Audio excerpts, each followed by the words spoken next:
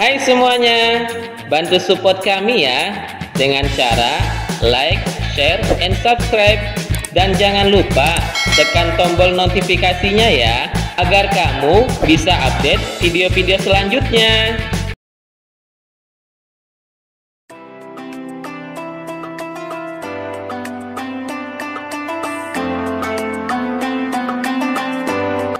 Assalamualaikum warahmatullahi wabarakatuh.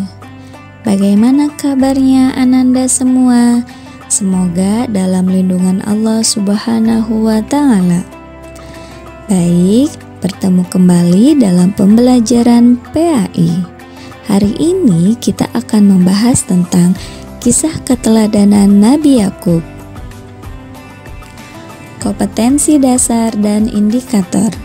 Kompetensi dasar 3.14 memahami kisah keteladanan Nabi Yakub. 4.14 menceritakan kisah keteladanan Nabi Yakub.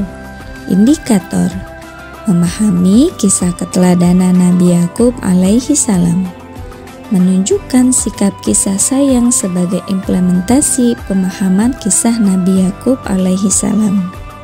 Sebelum kita mulai pembelajaran hari ini, mari kita sama-sama berdoa terlebih dahulu. Bismillahirrahmanirrahim. Rabbi shrah li sadri wa yassir li amri wahlul 'uqdatam min lisani yafqahul qawli. Rabbi zidni ilman warzuqni fahman. Amin ya rabbal alamin. Siapakah Nabi Yakub? Nabi Yakub alaihi salam adalah putra Nabi Ishak alaihi salam.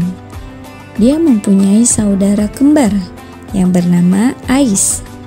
Sejak kecil Nabi Yakub tinggal bersama ayahnya. Setelah Nabi Yakub dewasa, ayahnya menyarankan beliau untuk pergi menemui pamannya yang bernama Laban. Paman Nabi Yakub tinggal di daerah Paddan Aram, Irak. Nabi Yakub melaksanakan perintah ayahnya itu. Perjalanan Nabi Yakub dari Palestina ke Irak. Jarak dari Palestina ke Irak sangat jauh. Nabi Yakub melewatinya dengan penuh semangat. Bahkan pada malam hari pun Nabi Yakub tetap berjalan tanpa lelah. Karena perjalanan pada malam tak kenal lelah itulah Nabi Yakub diberi nama lain, yaitu Israel, yang artinya orang yang suka berjalan pada waktu malam. Dalam perjalanan yang jauh itu, ia sesekali berhenti untuk beristirahat jika merasa letih dan lesu. Di salah satu tempat pemberhentiannya, karena sudah sangat letih, ia tertidur di bayangan sebuah batu besar. Dalam tidurnya yang nyenyak, beliau bermimpi menerima wahyu dari Allah Subhanahu wa Ta'ala dan mengangkatnya menjadi nabi dan rasul Allah. Selain itu, ia bermimpi diberi rezeki yang banyak, penghidupan yang aman damai, keluarga dan anak cucu yang soleh dan berbakti. Anak cucunya kelak akan turun-menurun menguasai bumi. Kedatangan Nabi Yakub di Irak. Setelah menempuh perjalanan yang cukup jauh, akhirnya Nabi Yakub tiba di rumah pamannya.